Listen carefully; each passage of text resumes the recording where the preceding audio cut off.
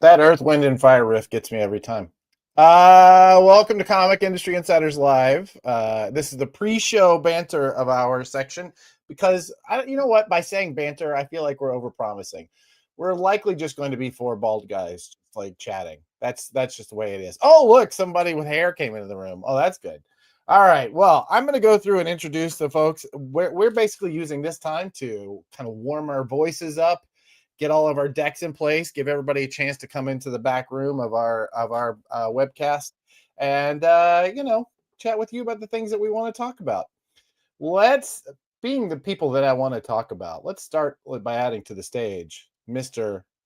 Blake Morgan. See, he had no idea if you were coming up or not. I started with Mr. and then I decided. That's funny because I did first comment right when you brought me in too. The vibes are good. Let's go. All right. What's up? All right. How's everybody? Question of the day. Is it a coney? Is it a hot dog? I don't know. I know like at Sonic, that's where I always heard them called conies, but they also call them chili cheese conies. So is it like if it's a long dog? Is that what maybe that Chad, can you help us out?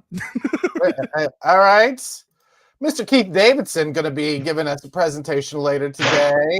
All right, buddy. Coney, hot dog. Where you're in San Diego? Is there a thing? I don't even think I've ever heard of a coney. So that's a new thing. Yeah. Keith doesn't even like mac and cheese. You can't trust him. No, I love mac and cheese, man. I love it. I just didn't think it was a staple of Thanksgiving, at least where I live. I get you. All right. Our producer Kyle is in the back room. Producer Kyle, I wanted to bring you in so that you're lined up underneath Blake because you two are just in like cosplaying each other today. Yes. Coney or hot dog? It's a coney if you're within 5 miles of I-75 from the Canadian border through the Ohio River. Everywhere else, it's a hot dog. That is a very specifically Detroit reference. That is a very specifically Detroit reference. Man, that's really interesting because I was just telling you, and I really enjoyed the Lowdown, which I don't know if you guys have watched, but it takes place in Tulsa, Oklahoma, and they refer to them as conies. So I don't know if that's what that is or not. I mean, maybe you're right. It is geographic. Canadians, do Canadians have a problem like this? You know, Brian, is this a thing that happens in Canada? Do you call hot dogs like something else that we don't know about? Well, I have the benefit of being less than 2 hours away from Detroit. So I've always heard of them as so a coney is specifically, it's like a chili hot dog with onions and mustard, right, Kyle? Yeah, and if you're fancy, cheese. Yeah, well, if you're fancy. Right. The same way that like a Chicago dog has like a, I don't know, a whole dill pickle. With Gardenia and yeah. Like I always wondered what, like there's Sam's Coney Island and Bob's, like there's all these restaurants in the Detroit area called something Coney Island. And that's all they sell is like, and it's like a bean-free chili too, right? Like it's a St. Louis style chili. Mm-hmm. I get shamed for making no bean chili, and now my family's on it too. Fiber. Adam. Now my family's like, "What's your problem with fiber, Blake?" Yeah, it's a great question. Yeah, I'm so glad I told you guys that story.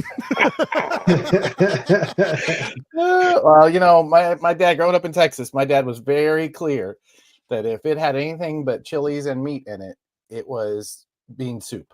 That's what it was. Really? You're just making stew. You might be making stew, but you're no longer making chili. I don't know. I have moved on from that need.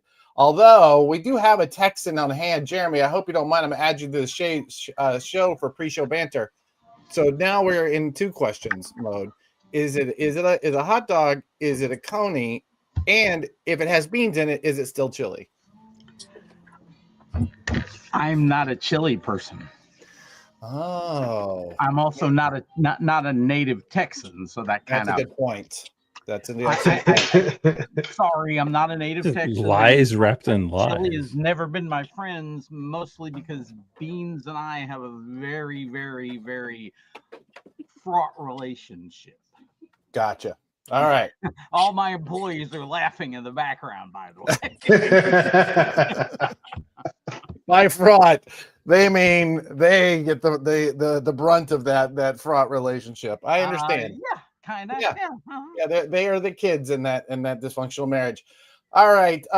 Speaking of dysfunctional kids, and someone who I'm certain has, yes, Megan, this is the Food Network show. This is Hot Dog Industry Insiders Live. Oh, I'm stealing that. I'm stealing it. We are rebranding Blake's Buzz, ladies and gentlemen. I'm adding someone who I'm absolutely certain has strong opinions about everything that we just said, Mr. Gabe Yoakum. I'm over here boiling like a hot dog, going, what are you guys not letting me in and talk about hot dogs? What is this? So yeah, to Kyle's point, I had never heard them called conies either until I started dating a woman from the Detroit area and eventually marrying her. And then I got over here and discovered the the delights of the Coney Island and the Coney Island restaurant, right? To Brian's point, there's Leo's Coney Island, there's American, there's Lafayette, there's there's 30 or 40, I'm sure, easily different blank Coney Island restaurants all over the place in Metro Detroit. You can't throw a rock and not hit one.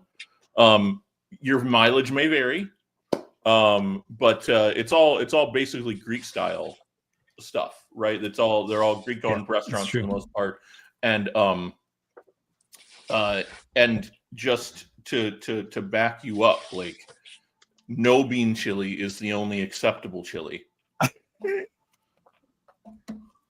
Interesting. I love it. I just think it's better. I know it's kind of like sloppy joes. Well, here's my problem with beans is textural, right? I wish I could enjoy a bean. I can't eat a gritty ass bean. I can't do it. I'll eat a hummus. I'll eat a hummus all day. I love hummus, yeah. But like I can't eat a bean. You're just getting the wrong beans. I was about to say, you got to learn to make beans, my friend. I'll teach no, you. don't get me wrong. I want to, but find me a way to ingest beans where I don't have to deal with that texture. I'll eat them at every meal. Slow cooking is the key. Yeah. Slow cooking is the key to making beans. All right. This is very strange. You know what? It's funny. Whenever you have like meetings like this, all week long, we've been talking about Thanksgiving and what everybody made for Thanksgiving. I just realized if you really want to get people talking, we're just talking about what it takes to get a creator talking for an hour. Get them talking about food, man. Everybody has opinions on food. Why are we talking about comics? We could be doing food programming. You just ask, what is the best sandwich you ever made? And I guarantee you everybody has an answer to that. What's the best sandwich you ever made? Right? Jeremy. You can make more money in comics than you can in food. That's actually true. That's very true. You can lose more money in food. This is a good moment to say in about 7 minutes, we're going live with the actual show where we're going to talk about how your shop can be making money with back issues if you're not already, and why you should, right? It is one of those pieces that really could make your entire business that much more profitable. And we're going to have several experts, including Jeremy, to talk about how those, what those decisions are and what those kind of policies are you need to break in. But, honestly, I don't know that I trust the guy who eats the same Jimmy John's sandwich every day. I really don't. That might be the part of the problem here. It is. You certainly can't make money with old food. So that's a great point. Okay. And yes, there's Jeremy for a minute. Yeah. Jimmy John's sandwiches are really easy to carb count because they're all standardized. So, like, as a diabetic, it's handy to have that regularity. But when they added garlic butter, to be able to toast the bread with the garlic butter and then get your sandwich, so it's the same carb count, but they added more flavor. It took it to a whole nother level. Okay. All right. And again, to continue the food talk, the only time Gabe is going to be more steamed coming in is the day we decide to talk about Detroit-style pizza versus the rest of the world. And look, start talking about I love Detroit-style pizza. versus... I'm a Chicago guy through and through, and I love tavern style. I love deep dish, but once I got introduced to Detroit style pizza, it's going to be hard to pull me away. It's a whole other thing. You know what? I am actually going to have. I live in New York, and when I leave New York, I miss the pizza first, right? That's the thing. when I think about Texas, it's barbecue and Mexican food. When I think about California, it's tacos and their style of Mexican food. But man, and obviously New York is about pizza. But man, Detroit style pizza, this is not messing around. That might be my favorite slice of pizza. That crunchy edge is just it's a little slice of heaven. It truly is. That's a man who would know. Mm-hmm. Dirk Manning going to be showing up on the show. Dirk, what's up, buddy? Yeah, man, there's a guy here locally, a guy named Nate's Pizza, in Brooklyn, rather, not locally. I live on Long Island now. Who makes a Detroit style pizza, like several different pop-ups all over town, and man, is it good. Oh. Well, now I want pizza. I was in Indianapolis when somebody finally explained to me that Detroit style pizza is actually a variation on Sicilian style pizza, which is a variation on something. And it's like, listen, just give me a Jets pizza or a Buddy's pizza or one of those and just shut up and let me die in a corner, please. If you want to get real cheap and dirty, the new Little C's Sicilian pizzas, they're not bad for $5 a pop. Like it's I mean, you'll hurt later, but like it's worth it. It's worth a little gut pain, you know? Like it's just $5. $5 goes a long way. The Little Caesars. No one paid me to say hot and ready, baby. But right we on the corner. We are looking for sponsorships. If Little Caesars would like to sponsor Comic Industry Insiders, we'd love to talk. We're open to it. In fact, we can help you with sponsoring lots of things all over comics. Their headquarters is a couple of miles away, so maybe I'll just go knock some doors. I like that. I like the sound of that. Yeah, you know what? Nona Squares. There is Megan. You really should be. I know that you're somewhere today, but I will say that there is a spot locally that does Nona Squares that are like this close, but not quite there. They're delicious, but they're not quite Detroit It's the Detroit pan. style. It's the pan. It's all about the pan. Yeah. And it's kind of a deeper lip too that has so that like it's a more surface area for that kind of sharper edge. What's the word I'm looking for? Crispier edge. You can kind of get away with it with a cast iron pan, but there are stainless steel or blue steel, carbon steel, like hard edged pans that give you that real straight edge. No, this is blue. Well, and you got to not clean them that well. Yeah.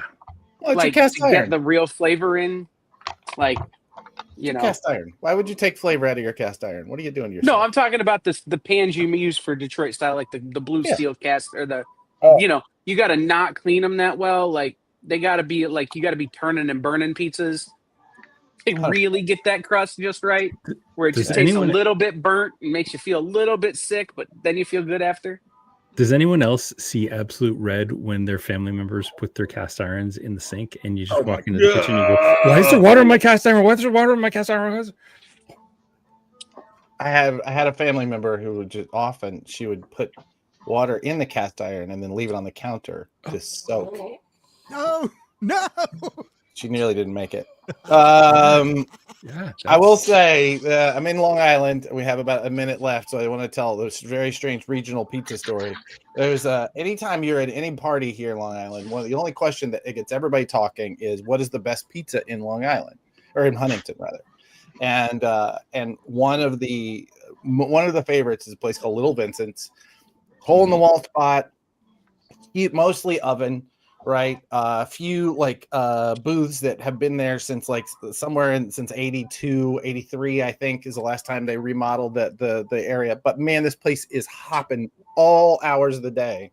And the number one drunk item they sell is cold cheese. Cold cheese slice. Yes. It's a hot slice, right? You go in, you make the pizza, then you put the pizza back in the oven, it comes back out as a slice, and then they just take cold, unmelted cheese and just all over till it's like this thick on top of that slice of pizza. And you'll see, drunk people lined up 8 or 9 deep in all hours of the night getting the cold cheese. Yeah, I was gonna say, I think I'd have to be partaking in things I'm not allowed to partake in anymore to enjoy that. Yeah. I'm so glad we got to have this pre-show food banter. I'm so happy about all this. Have a great show, guys. Blake, let's talk some comics. Light it up, will you?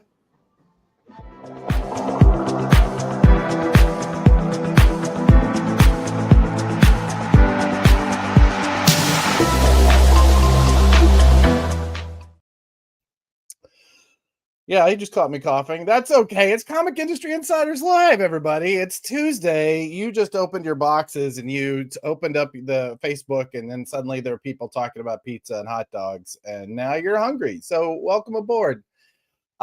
This is a weekly show where we talk about the behind the scenes things that are happening in comics. We try and dig deep on the things that affect your business in comics, whether it's your comic shop or your publisher, publishing company, whatever it is. We want to make sure that we are covering that.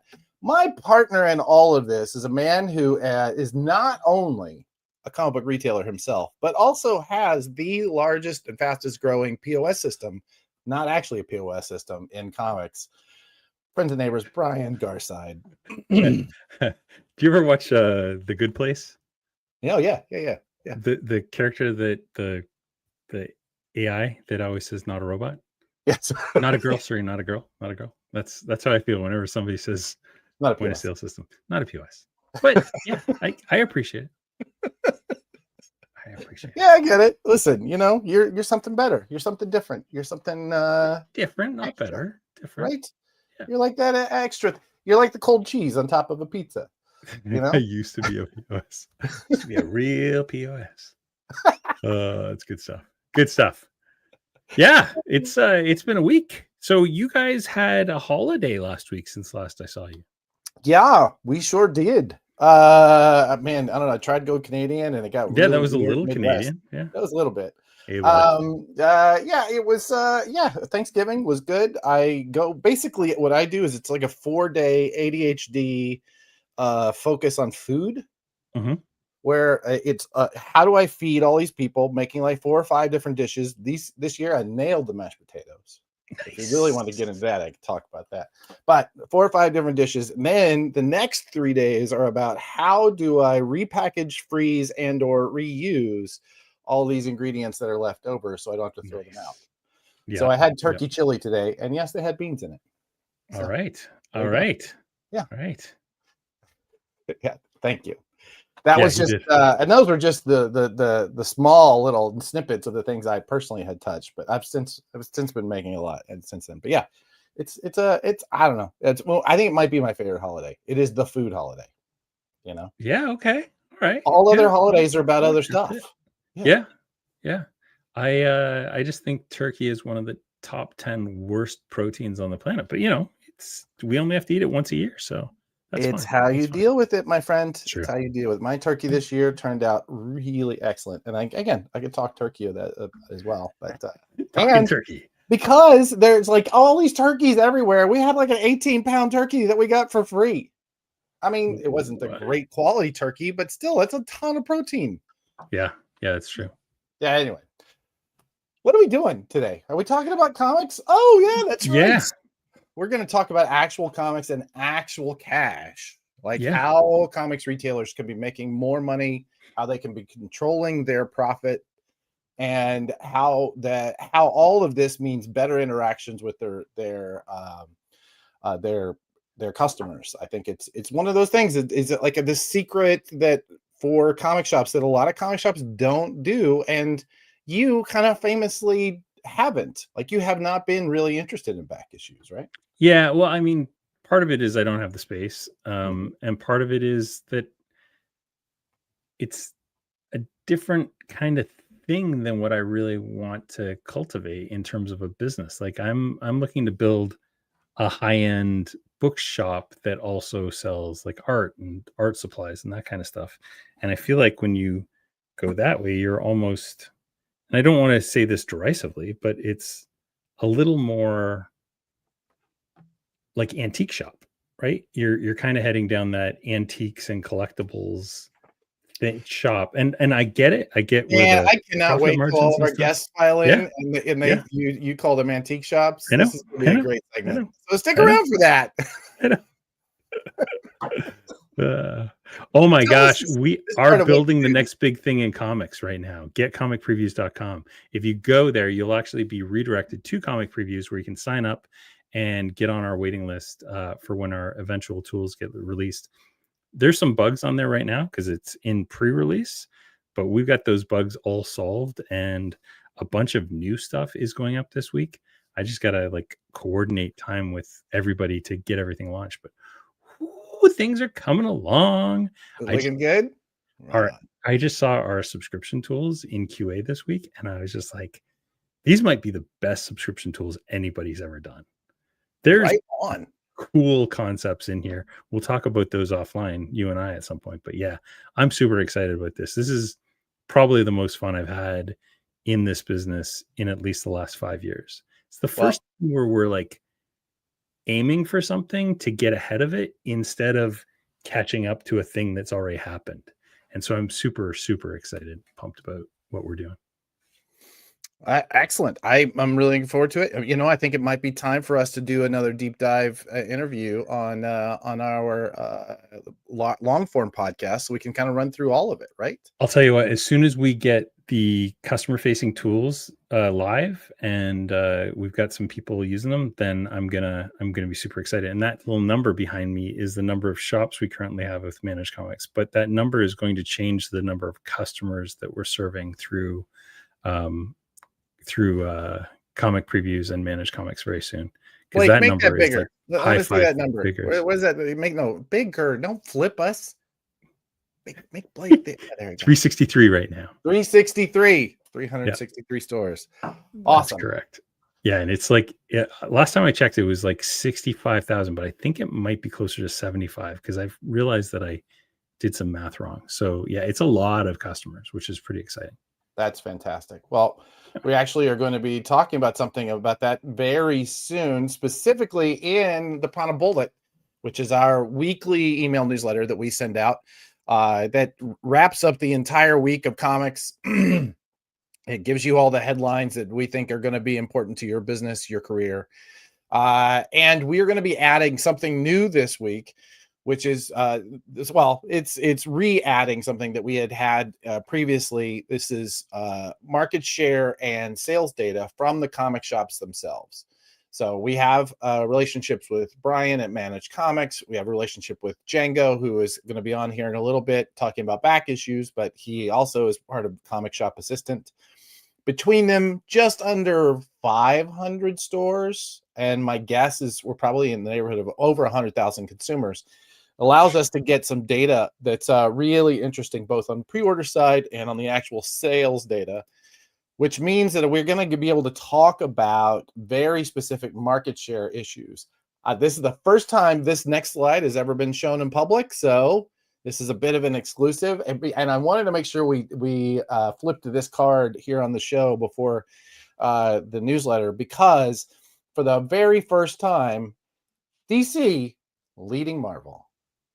Yeah, not for the very first time, but I would say it. I cannot find, going back at least a decade or two, I can't find another time when they were leading as hard, right? I mean, not as hard. They're really basically neck and neck, but they're just a fine hair more market share there.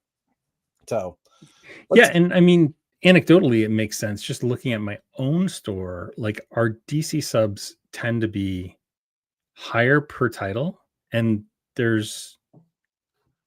it's pretty on par with the number of titles that Marvel and DC are carrying right now. There just seems to be more buzz with DC right now, which means, like, I swear Marvel's got something up their sleeve at some point. There's got to be something happening. I mean, they're bringing in some heavy hitters. They're going to figure this out. But this is the first time. Usually what happens is Marvel leads just by nature of the number of SKUs they put out. Yeah. Right. So the number of different covers that they put out makes all the difference. So this was big news. I didn't want to, as soon as I saw it, I didn't want to wait another day before we really revealed this. But yeah. Also, it's good to note this is what, a top 10? Yeah. 6, 9, 10. Yes. Our friends Ignition made the top 10, number 9. Oni Press coming in at number 10, right? Boom and Dark Horse doing really well. Dynamite and IDW doing well. It's Ex-Posse Holdings is entirely on the back of Mark Spear's Monsters. Oh, there you go. That's it. That explains that. And I think that was probably Monster and the Wolf, which I believe sold 300,000 copies. Yeah. So yeah, that's amazing. That's incredible. So I will say, if anybody who hasn't already, somebody make sure that they tag Philip Sablik in this. I want to make sure that he knows he's on that top 10 list. That's a big deal for him. So anyway, welcome to finally having decent data, friends and neighbors. We're going to be there weekly from now on. We'll be able to start doing monthly wrap-ups. All of this is going towards the Comics the Magazine project that we're working on as well. We'll talk about that later in the show.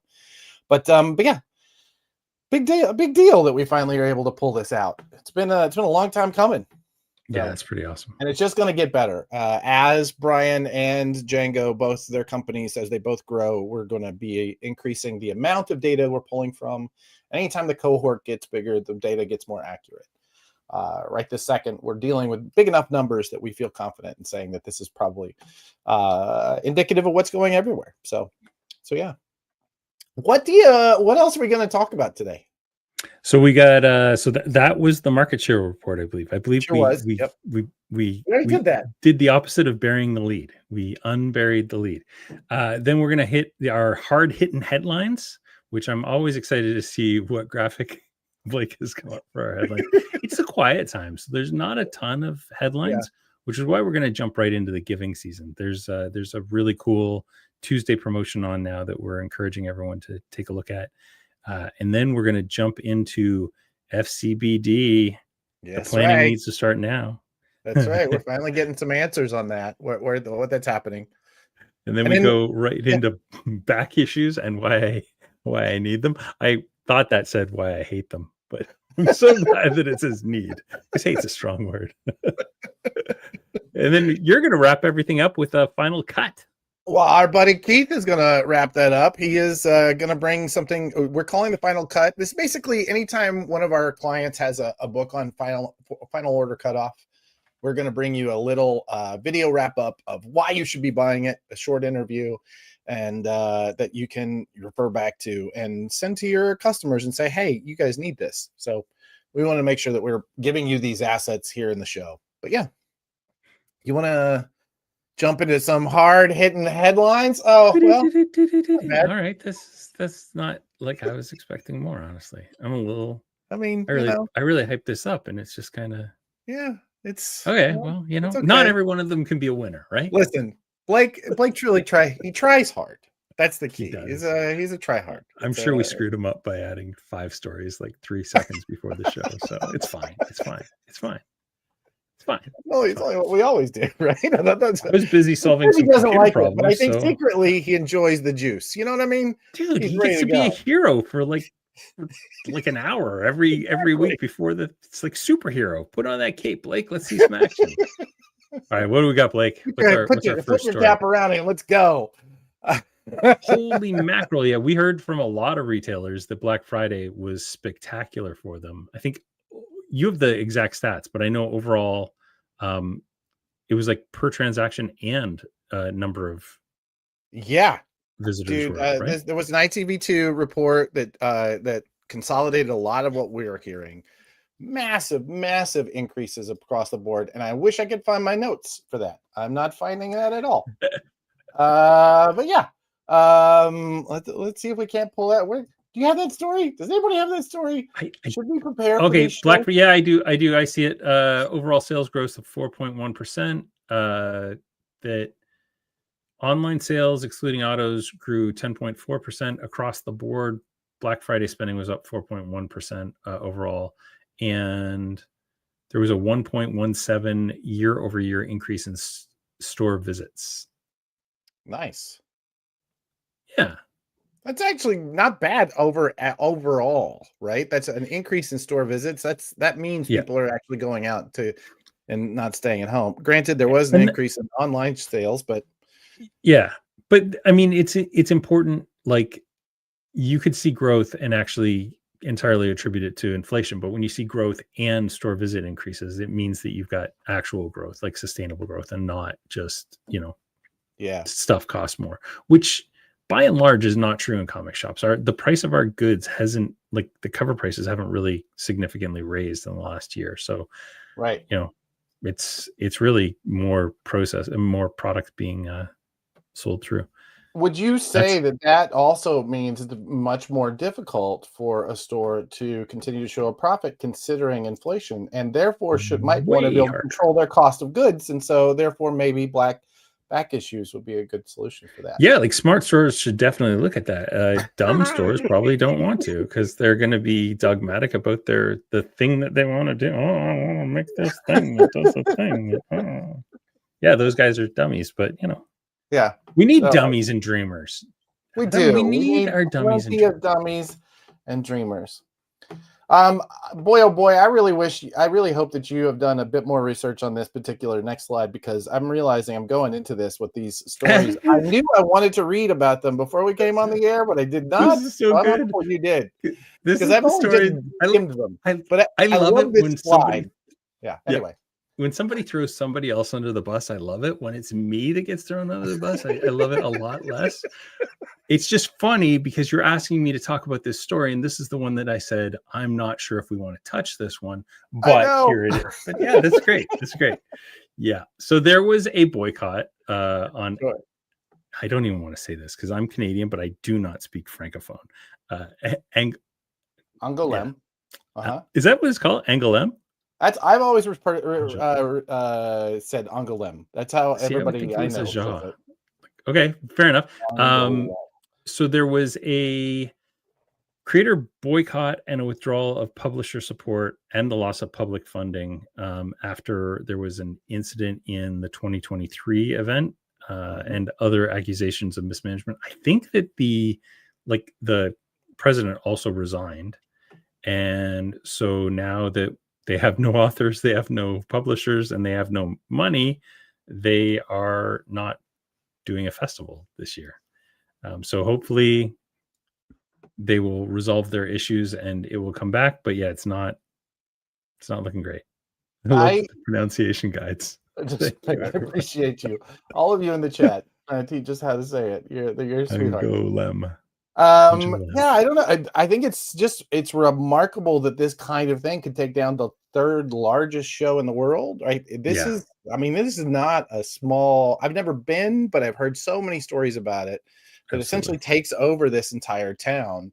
There are all of these different exhibits in storefronts and hotels and every venue that has open space that becomes part of this comics festival. The idea that you can just shut this down with something like that is blowing my mind. That's part of why I wanted to talk about it, and really should have done a bit more reading. Yeah. I can't even find the actual accusation. So yeah. That's. Oh, look at that! Not exactly sure what happened. Skirt. Yeah. Not I know. Great. I know what the accusation is. Oh, let's hear it. It's essay. The R word. Oh. Non-consensual. Oh. Relations. Yeah. I get you. Gotcha. Yeah. Okay. Well, but yeah, that would. If ever there was a reason, that's a good one. Yeah, if ever there was a reason, sure, but why not replace that person? We're talking about a huge business. I mean, one person's maybe, you know what? I'm realizing this is on me. I should know better. We can move on from this story. Yeah, I don't know. You never know exactly what kind of mismanagement there was. But yeah, we don't. Let's jump into the giving season. I'll flush from that. All right. So the giving season, yes. So once again, this is a time of year where we give to each other.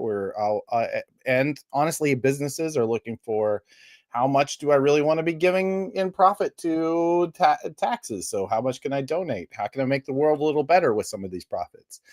This is the time of year where we're all looking to make the lives of those who need it a little better. And we wanted to take this moment to highlight a few of the charities that we find value in, and one of which that is really struggling because of the shift from Diamond, which was surprising to us. But Hero Initiative, one of our favorite charities, is a charity that contributes to creators who are in need, usually older creators who are, dealing with their kind of post-career. They did not invest in places that had pensions. They made comics for us instead. And so it is our way of giving back to some of those creators who need that. Also, Jim McLaughlin, who runs that, does a really wonderful job of reaching out to publishers and saying, hey, this guy is struggling. Can we get him some work? Somebody maybe hasn't been working in a while. And yeah, fantastic. Jim, who came out of Image and did a whole bunch of stuff at Top Cow and ran Wizard Magazine. Anyway, it's a really wonderful, wonderful charity. Bink, we've talked about Bink a lot on this show, and we'll continue to talk about Bink a lot on this show. They are running a match too right now. So if anything that you contribute, we'll get a double match. So you put in $100, $300 are going to Bink, right? Yep. That's incredible. It's an incredible opportunity to help people. Yeah. That's in conjunction with Macmillan Publishing, I think, right? Right. Exactly. And so Bink actually does support comic shop employees and book shop employees and anybody who makes their living in our space and really needs it. They are the absolute best. So you should be contributing to them. We've talked about them before, but the one we wanted to talk about, also not on this slide, I want to always talk about the Comic Book Legal Defense Fund. They are an incredible charity that helps out with basically law bills for people that are dealing with censorship issues, stores that have come under fire because of censorship. This is becoming a bigger deal right now, and they definitely can use your help. But the one we wanted to bring up, the one that we found interesting, Megan, who's on our team, is a big supporter of theirs, has worked with them several times. Comic Books for Kids, which is a charity that really does provide comics for kids in need. And one of the things that they used to get, one of the things that they were able to do is work with Diamond to get books that were maybe on storage at Diamond and were being destroyed or being, pulped or something. They would take those as donations and make sure they got distributed. So because with the loss of Diamond, they're not getting as much product, and so it's a big deal that they are not. They could definitely use your help. I know we have a link in our private chat. If you guys want to drop that into the main chat, that'd be great. Yeah, but yes, ask Blake to drop that in for our giving season. Please do go and find some way to make our world a little bit better with the little bit of extra that you might have left over this year. So, yeah, awesome. Yeah, I know at the at Comics Pro too, at the annual Comics Pro event, there's always an auction where proceeds go to Bink, and it's so great to see the amount of money that we raise. So give. I'm a little embarrassed by the things you'll see in the background here that came from that auction. So there you go. Because it's very often who I'm bidding against, almost as much as it's what I'm bidding for. Oh my goodness. Get dark. All right. This is our blind item. So this is not something that has been it started off as a blind item, which basically means it's not attributed to anybody, but it is a rumor that's going around. But as we started digging in, we found out that there is quite a bit of structure already has been announced to at least the stores involved. Yep. Free Comic Book Day is a go, coming from our friends at Universal. Yep. Yeah, they've actually taken over the Free Comic Book Day page. And actually, I was reading, there's an article called Get Ready for Free Comic Book Day that came out November 1st. And in it, they actually say, new for 2026, we're inviting local hobby and board game stores to join the celebration too. While comic shops remain the heart of FCBD, this expansion means even more places to discover great stories and connect with your community. And if you know anything about Universal, you know that is definitely one of their MOs for why they wanted to get in the comic game to begin with, is they want to just get comics in more places. Angela's very, very passionate about that, and I love that. Yeah, absolutely. And I don't think they've done really what we would consider an announcement yet. So these things do go to the website I think check in if you are a Universal account, check in with them. I know that Lunar has a plan that they are looking to reveal, that they are working. My understanding is working with Universal on this one. This one goes into the rumor side of this, but they're working with Universal to try and coordinate and make sure everybody gets covered. Same for PRH. So they're doing their best to make sure that everybody is playing nice this year, and then who knows what's happening next year. But this year we're at least going to have a free comic book day. Publishers are going to be able to participate. Retailers are going to have product available, and we'll be able to keep things in the first Saturday of May, right? The way that it has been for, I don't know, 30 years, long time. When was at least 20. I think it was like, wasn't it 2025? Yeah, 25. Yeah, this was 2026 is supposed to be the 25th year of Free Comic Book Day. I remember because it was going to be my first 1-year anniversary of being a retailer, and it was going to be on May 1st. And I thought we were going to have a big event where we were going to give away free comics. And then suddenly there was a worldwide event called Free Comic Book Day. I'm like, okay, well, I guess we're not doing our anniversary anymore. So, yeah, and that was 25 years ago. Crazy. Damn. That's wild, eh? Oh, look at I know, that. right? Gray.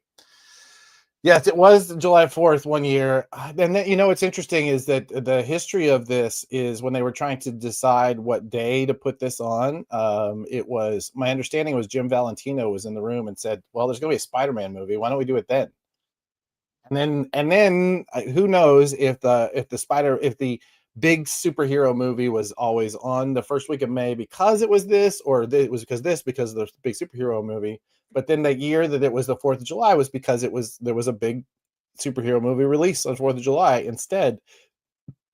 And I mean, who knows? Who knows how this is going to play out? But it is one of those ongoing questions. For sure. It's always made a lot of sense too. Like why wouldn't you tie the superhero movie release to the weekend that people are already getting pumped up to go to comic stores? Like that just it was great. It makes some sense. It also makes sense that synergy day on the calendar too, Yeah. Rather than being beholden to the, I don't know. Well, that's going to be an interesting see how that plays out now that there are different players and different stakeholders. Yeah. All right. I just love the first Saturday in May concept. It's just it just sticks in your brain every year. It really does. Brian, you hate back issues, right? Why? You hate.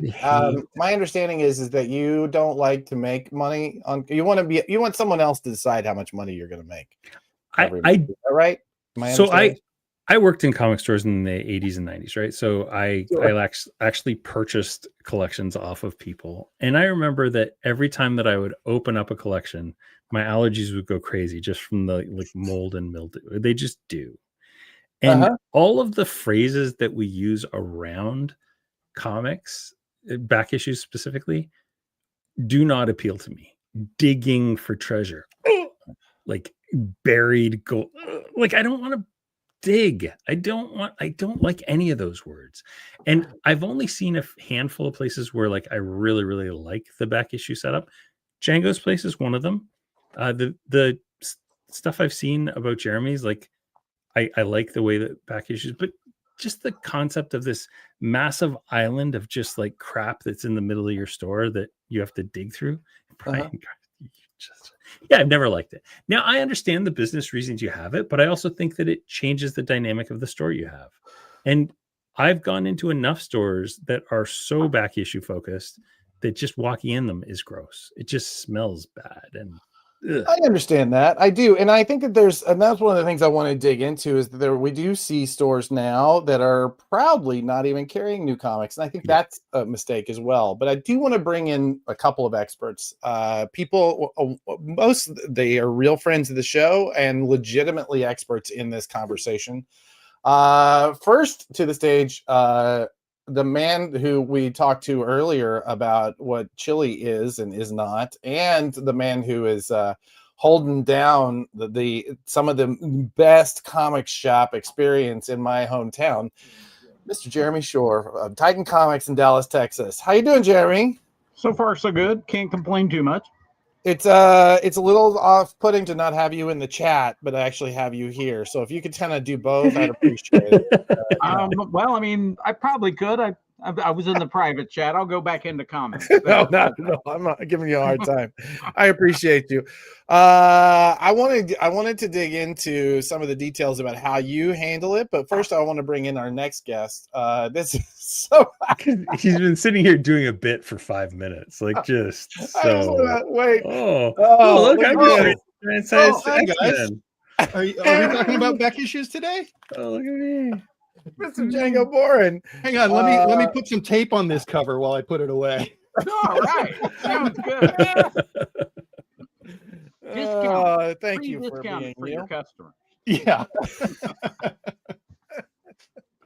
So I wanted to take a moment. We wanted to get into this because we have seen in the past, comic shops are on a rise, right? Just generally, we're seeing that in the data that we're getting from you and Django and you, Brian. We're seeing, just hearing from the stores that are doing well. We're hearing that, kind of generally speaking, comic shops are doing incredibly well this year because we have good product generally to sell, right? But one of the things that keeps happening as I talk to comic shops is that I start to see a trend of these stores that are saying, I'm not seeing that increase, right? Yes, I'm seeing some increases on single issues, but maybe I'm losing them on graphic novels. And when I look at them, one of the primary things I see is that they don't really focus in on the idea of back issues, right? The idea of this interaction with the customers that allows them to bring product in and really define what the markup is. So I wanted to start with both of you. Jeremy, let's start with you first. One, what kind of a year are you having? And two, how much of that can you attribute to back issues? Well, according to my accountant just got done doing November, and we're 20% up over last year. 20% up over last year. How long has Titan Comics been around? 30. We're about to hit our 35th anniversary next year. 35 years this store's been around, not counting the previous incarnation, right? But you asked Titan Comics, I went ahead and just skipped over Phoenix. Yes, 20% on a 35 year. You had a year over year. That we don't see that in other businesses. Right? It is lunatic. Yeah. And how much of that can you attribute to back issues? Well, I ran my numbers, and back issue sales are right at 25%. 25%. Wow. Now, to put that in perspective, new comics are 36%, and collected editions are what? Hang on, that's 18%. So that's. So you well and above. You essentially went well above your graphic novel collected editions, right? Well, it's yes. Though several things, and I have this conversation with people on a routine basis, and several things about where I'm at geographically set this apart enough that I can't simply say, "Oh, my store is awesome." Yeah. Dallas Fort Worth has 15 million plus people that I can draw from on a regular basis, and there's conventions that get held here in town at least one a month and sometimes three. And I've been around long enough. Generally speaking, the people who get drawn in from miles away, pick a number of miles, it doesn't matter. If they're really seriously looking for back issues, they end up at my store at some point. They may only be here for a couple of minutes, and they may be looking for that one issue, or they may just call me and say, "Hey, do you have whatever that issue is?" But I draw those people in from those shows, not every single time, but certainly consistently enough. I certainly have enough people say to me when they walk in the door and I don't recognize them, "Oh, I'm in town from Arkansas or Oklahoma, and for the show this weekend, and I couldn't find what I wanted, so everybody said come here, and here I am." Gotcha. But there's also a lot to do with back issues, and I know I understand the goal to talk Brian into carrying them. I am historically speaking the guy who says that's cool and all, but it's a lot of work. I have 3 dedicated employees that's all they do. And there's me. I'm the one who prices the comic. Okay. Now, could I give that away? Sure. But I have too much fun so far. So I haven't given that one away yet. They're talking me into it. But yeah, there's a lot of time and a lot of effort. But I think that the more time and effort that you're willing to put into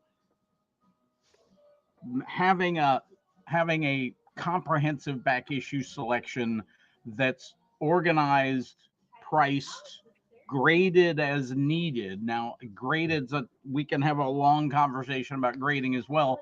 Sure. In my store, if it's $10 or more, I put in my Jeremy grade on the comic, so you at least know if I think it's a very fine or near mint or good or poor or whatever the grade might be. And pretty much if it's $8 or lower, I'm just going to put a price on it, and you decide if that's worth your spending the money on. But again, it's all part of a consistent system.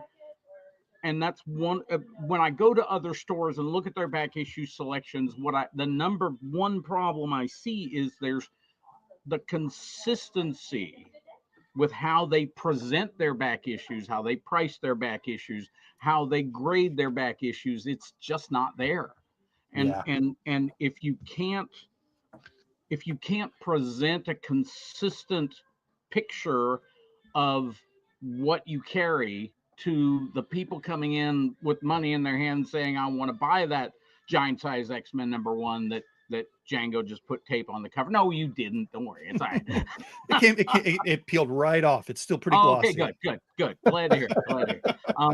But people right now in particular, people want to spend money on back issues. If you don't have an inviting environment that does it, it's not just about a clean, well-lit, organized, friendly, welcoming place like a comic book store should be, whether you carry back issues or not, in my humble opinion. But that has to extend to your back issues. If you've just got stuff in boxes that's just horribly organized and stacked on top of each other, and people give up in a hurry on that stuff. Nobody wants to crawl around on the floor and bang their head on tables or ask how much it costs. Back issues. Or ask how much it costs. That's we've seen that a lot. But I've also seen retailers in our comments say, "Well, I'm a small store and I just don't have the time. Otherwise, I have to price it at the register." And it is a conundrum.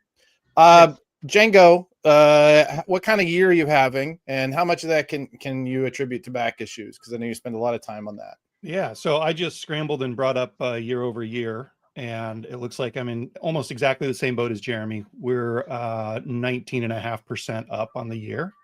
Dang it. And our top 5 categories are remarkably consistent. It's like books, comics, games, back issues, and then non-comic novelties, which is probably stickers. Like, we make a killing on stickers. But like all of those are the same percentage, essentially, within like 0.5% both years. And back issues for us are about 9.5 to 10% of sales. Now, would you say that they are the profitability wise for both of you? I don't know if you're able to dig that deep into your accounting, but profitability wise, what is your markup on the back issue as a category? I think the only way to really calculate that is by gut, because there are a billion X factors, right? Did I pay this person cash or did I pay them credit? If I paid them cash, how many of them are still sitting around? How many do I think I'm going to sell in the next 50 years? Am I going to be buried with 2 full runs of Alpha Flight, missing the Jim Lee cover and #1? Probably. At least 2. All-Star Squadron, don't forget. Yep, All-Star Squadron. It's a good one. And then, there's just the storage. We have about 30. What I just did this. You know, Brian's little flippy thing he's got behind him. I copied him and I got one for our store. And it shows how many back issues we have in our inventory. So we've got about 30. So Brian, that's 363 back issues. Is that what that say? and it should say under it, still too many. So we've got about 35,000 back issues in inventory, but we've got about 135,000 back issues total, right? So we have a ton left to catalog and to get in there. And kind of in the same boat as Jeremy, there's one person who prices most of the comics. It's me. Yeah. And you know, we have some staff that does some pricing, but I definitely do the bulk of it, especially anything over about $15 lands on my plate. So what is the profit on it? I don't know, man. How much do back issues feed trade paperback sales also? Right. Yeah. So like, sure. If you look at how much did this comic cost me that I just sold you, huge profit, right? For us, it's 80-90% profit, minus warehousing, minus stuff we couldn't sell, minus the time it takes, minus the bags and boards, the barcodes, the price stickers. So dollar amount, insurance, rent, you know, minor. Yeah. So high profit with some caveats, I guess. You better really like it. Yeah, I would have to agree with Django's evaluation.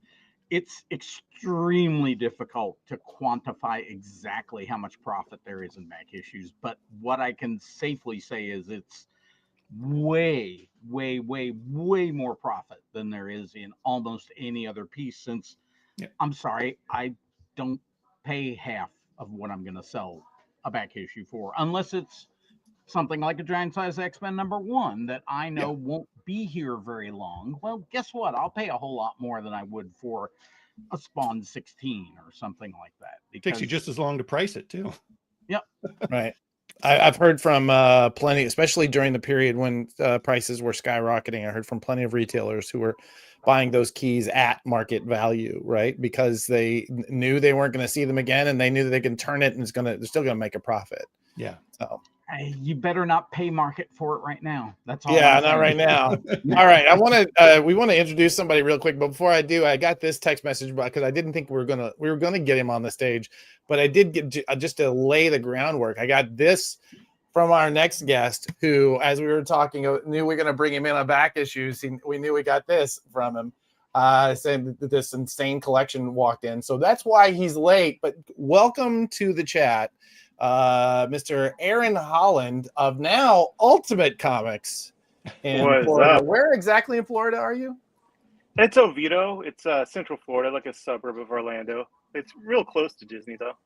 Gotcha. How you doing, buddy? Welcome to the show.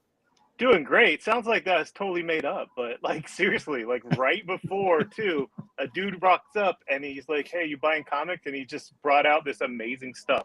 Just like, usually you think it's going to be like, Age of Apocalypse or Death Superman, and it's just like, what? First Galactus, first Wolverine, first Punisher. You have to have your game face on. Like, okay, what else do you got? These are fine, I guess. Right. Well, you're coming in late, so I do want to ask you the question I'm asking everybody else to start, and then I've got one more question for the panel, and then we should cut because I know Keith and Blake worked real hard on this FOC video. Aaron, what kind of year are you having? I mean, this is kind of your first year in the new shop, right? I don't know. I hope we didn't lose you. What kind of year are you having, and how much of that is back issues?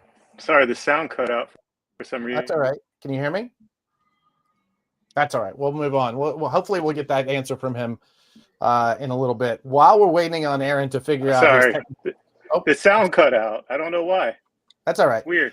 One more time then. What kind of year are you having, and how much of that is attributable to back issues? Oh, wow. Yeah. I guess I'm good to ask about that because, I was only doing online for a while, and then I opened an actual retail spot again with Ultimate, and did that, around May. And oh my Lord, like it's in a mall.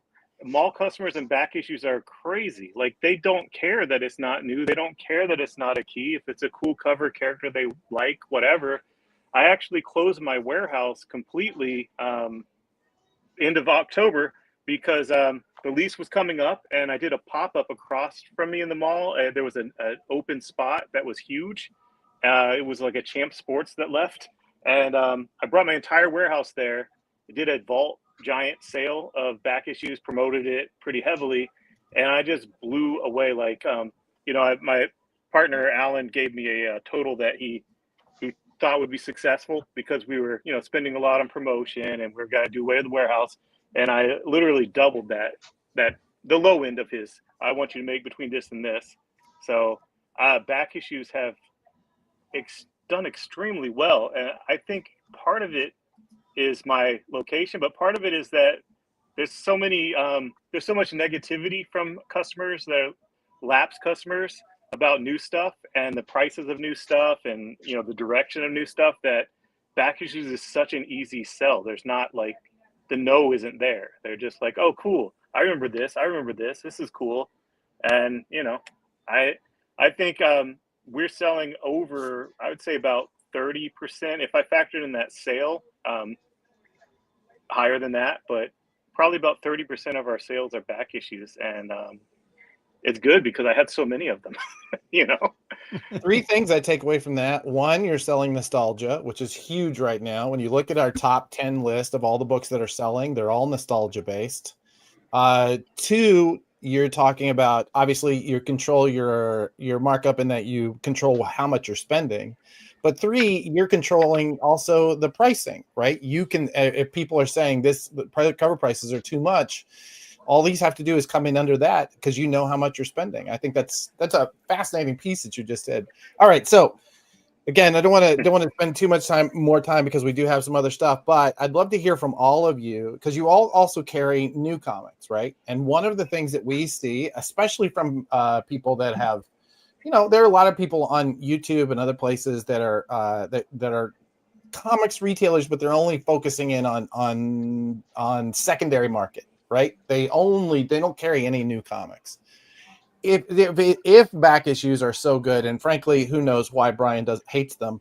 If back issues are so good, why bother with new comics and subscriptions and all of the specialized software that you need? Why bother with that? It's an ecosystem. You need it all. It all feeds each other. And somebody doesn't just like back issues. Somebody can like back issues and Absolute Batman, and they might want trade paperbacks for themselves or for a family member. Right. You need it all. I mean, I think a lot of the reason that so many comic stores are seeing success this year isn't necessarily just the comics. We've all had to diversify in the last few years, and that diversification lets you sell more of that when this starts to flounder. And it also means that everybody who discovered you because you had this thing knows where to go when Absolute Batman drops, right? Yep. They're already comfortable and they're already familiar. While Aaron answers that phone, Jeremy, why bother with single issues? Why bother? Ooh, well, because that it brings the people in over and over and over. The regulars show up, they buy their comics, and many times they will pick up that novelty item, pick up that trade paperback, go say, I've been wanting to get that run of whatever, and that I'm missing issue 17 of that run. Let me go see if he's got it. Oh, look, it's there. That kind of thing. And it's we get back to that third space conversation, that you can be that place that you can go and exercise all of those muscles that when you're around the people you work with, if you start geeking out about Gambit, they like look at you and like start calling 911 and stuff. and where here we can actually carry on a conversation about that sort of thing and give you some. And if you've really got somebody like Gambit, or who is less exposed than Gambit. We can go, hey, if you really like that, you might try this, particularly if it's a writer or artist combination. Ed Brubaker comes to mind. There's lots of stuff that you can recommend that's very Brubaker-ish, that aren't always obvious and accessible to people who aren't involved in the conversation. Awesome. I don't know if we're going to get him. Aaron, are you with us? Aaron? Okay. I think the main thing though is like, don't sell back issues unless you're into it. I know we all wanted to convince Brian to sell back issues, but I feel like I've already planted enough seeds of sabotage in his life by encouraging him to sell new comics. We don't need to add back issues to that. Yeah, Brian, have we convinced you? We have not, probably, and that's probably a good thing, right? That's okay. Yeah. Carrying back issues is an investment in both time and effort and money. It is non-trivial, and you have to decide what fixtures you want. You have to decide where they're going to go. You have to decide what organization you want to put on it. There's just so many extra little bits on that unless you have a plan in advance. I didn't really have a plan in advance. I kind of grew into it, but that's one of the things about having done it for decades is, you know what? I made so many mistakes in the middle of doing that, but I kind of like where I'm at now, and we're continuing onward. And Brian, if you do decide to start doing back issues, I would strongly recommend you talk to people who whether it's Django or me or anybody else, talk to somebody who's got some practice in the back issue market, so you aren't sideswiped by things. Yeah. Well, yeah, there's like an entire, I was never super great at grading. And I feel like that's one of those things you've got to be good at, or you've got to bring in somebody that's good at, if you're going to really jump into that. Get Conan to help you. Market.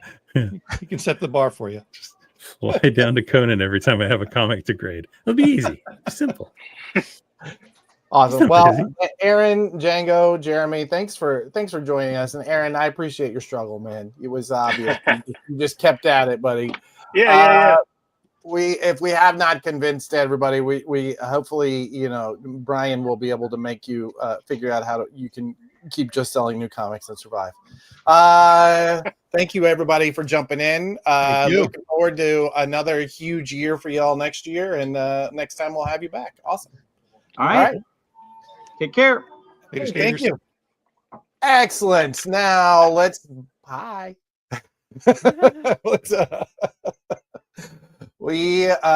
let's get into that's the final cut. Let's bring to our stage Mr. Keith Davidsen. Keith, welcome aboard, buddy. Thank you. Glad to be here. Who do we have up for our final order cutoff this week? We have Dirk Manning from SourcePoint Press. He's talking about his project London After Midnight, which is the original graphic novel. It's available now from Lunar and Universal, which is fantastic. So it's got a great expansive reach in the direct markets. Awesome. And yeah, it was a really, really insightful interview that I had with him. So let's let it roll. Let's roll it. Dirk, thank you for joining us today. We're here to talk about London After Midnight, the new original graphic novel from SourcePoint Press. Yeah, there it is. This book right here. Let's start at the beginning, because while London After Midnight is a new graphic novel, it's a story that goes back a century. Yes. Why don't you tell us the history of London After Midnight and the mystique that surrounds it? Yeah, man. London After Midnight, I think if you look at any list, people are going to identify this as what is easily one of the most sought after and famous and, dare I say, infamous lost media of all time, right? This is the lost Lon Chaney classic, London After Midnight, the first ever American portrayal of a vampire in cinema. And again, I'm going to hold up the cover again. Even if you don't know the name London After Midnight, you know this image of Lon Chaney as the Man in the Beaver Hat. It was destroyed in a fire many years ago. For all intents and purposes, no one alive has seen this film, and Chaney Entertainment got a hold of me to bring back the story as a graphic novel adaptation so that people can finally see what a cool story this is in graphic novel form. So now you set the stage for the historical importance. Let's meet the players. What's the premise of London After Midnight, and how does Lon Chaney's famous The Man in the Beaver Hat fit in the mix? I don't want to give it away. No, just kidding. No, basically the setup of the story, it's interesting. And Ron Chaney, who, again, I want to give huge credit to, he's the one that really kind of drove this whole project. I just adapted the screenplay he provided. He talks in the beginning in his foreword about how this is kind of a love story, it's kind of a murder mystery, it's kind of a horror, it's a little bit of everything. But the basic premise is it's about a daughter and a son whose father commits suicide, allegedly, dun dun dun, and their estate then falls to the family best friend, who then inherits the house and inherits the estate and everything like that. And without giving too much away, some things start to unfold. The detective gets involved. He feels that maybe there's something unscrupulous going on. And then things escalate when a vampire and his bride move into the old house. London After Midnight is a very complex work. It blends detective fiction, occultism, gothic romance, and vampire lore. What are your thoughts on the appeal of this very strange brew? Myself, like so many other horror lovers and even classic film lovers, have seen, and again, I'll hold up one more time, this iconic image of the man in the beaver hat, right, for years. I mean, I grew up seeing this image. Some might identify how the Dirk Manning avatar is maybe inspired by this a little bit, right? The top hat and all that stuff, the petticoat. It was so interesting to then get into the actual script and the story and see not only how all these different aspects come into play, but you'll also, and I'm just going to be fully transparent with everyone, you oftentimes hear, oh, the movie wasn't that good. You know, and you hear people say, oh, well, you know, we're not missing much anyway. And the ending gets really convoluted. But I came to realize by reading the screenplay and really saying, okay, why did they make these decisions they made? Oh my gosh, we forget that when this movie came in the 1920s, that's silent film era. And people were not as well versed in the storytelling mechanics of cinema as we are today. And I think we take that for granted. So one of the things that Ron and I did when we were looking at the screenplay is, how do we make sure we still honor the plot exactly as it was, but then lean into not only the fact that now people are so familiar with a lot of the visual storytelling tropes that exist, but then adapt that to a graphic novel. So as a result, you do have this love story, you do have this occultism, you do have the vampire, you do have the murder mystery, you do have the detective story.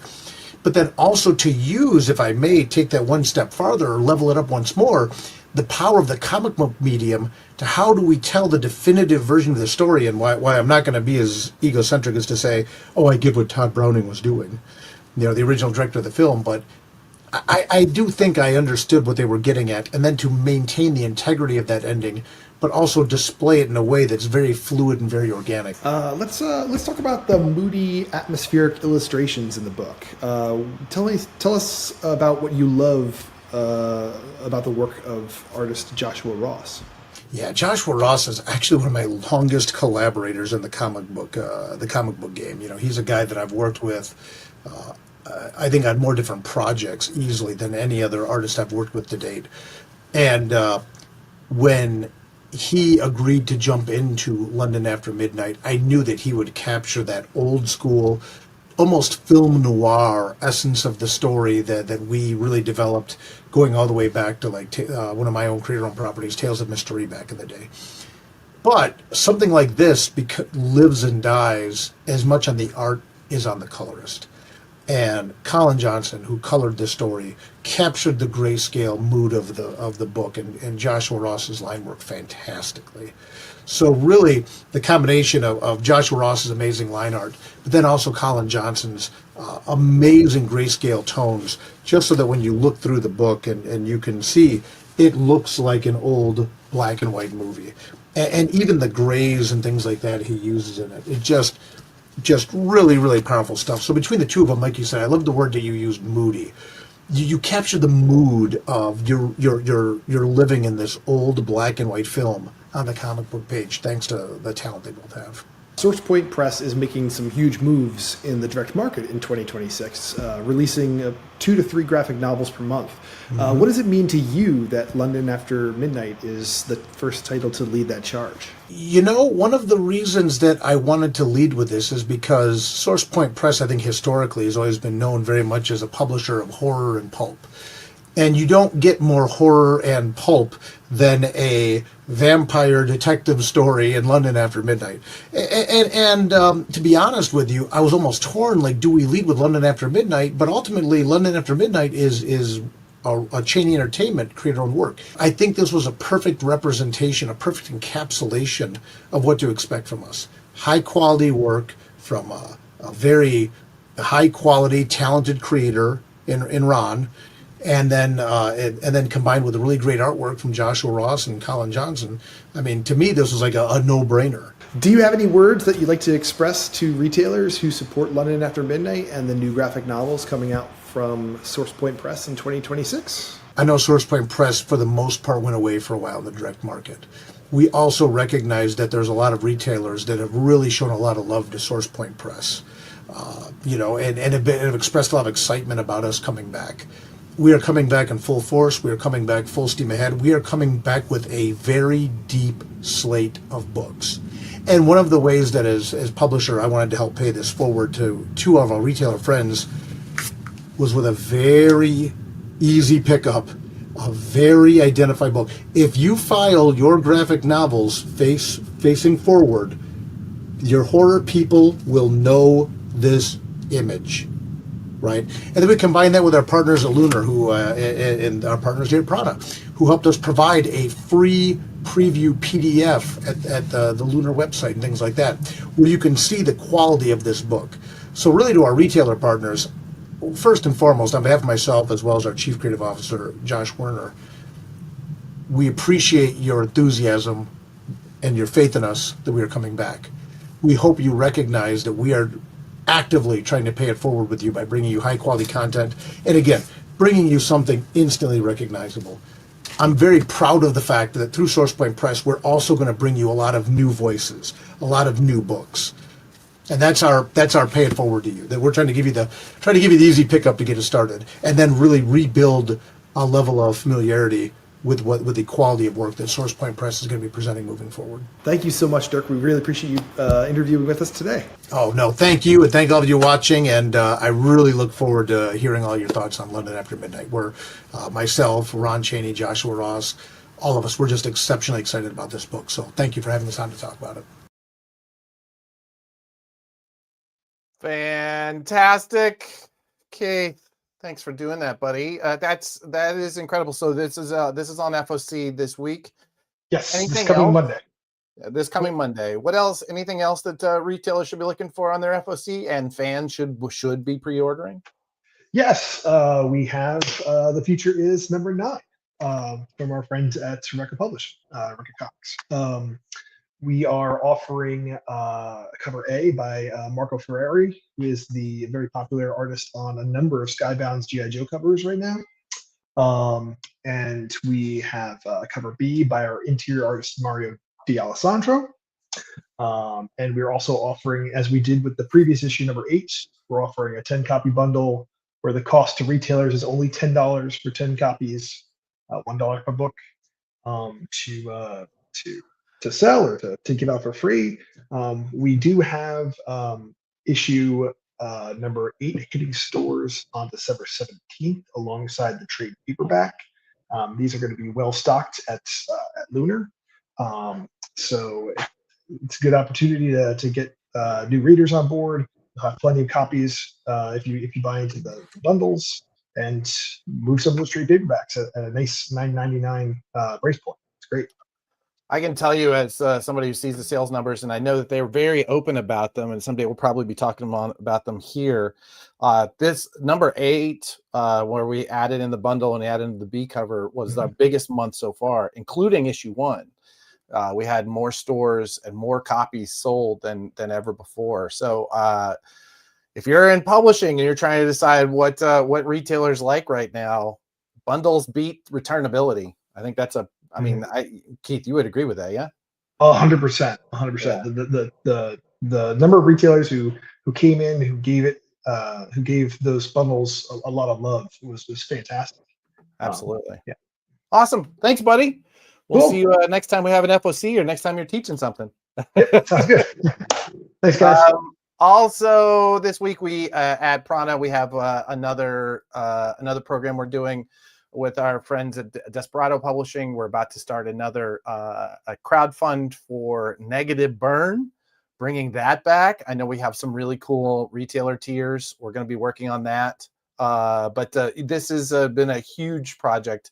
It was a massively influential title back in its day, and we're happy to be bringing that back with our buddy Joe Pruitt.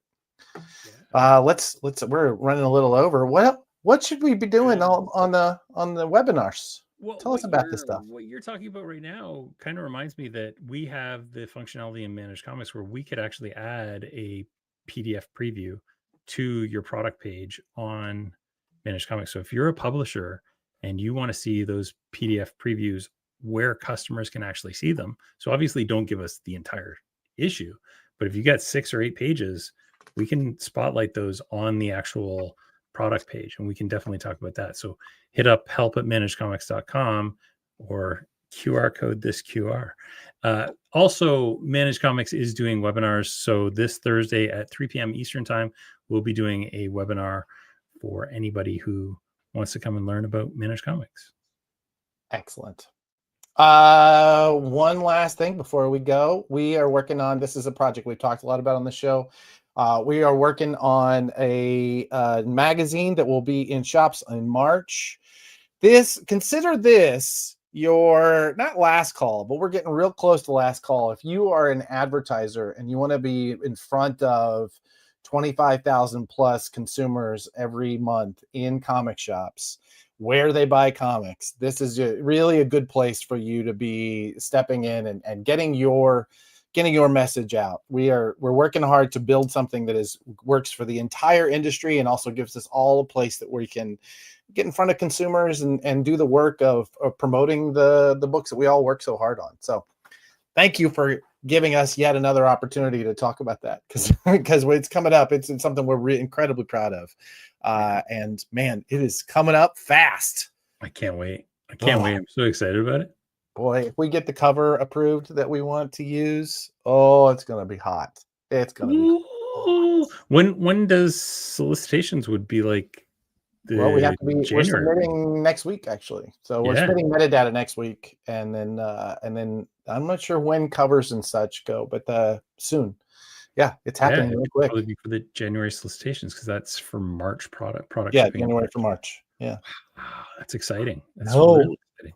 Do you want to flip that metadata to me before Oh, I got you. Go live. Well, Django and I'll give it a once over. And all right, we'll get that.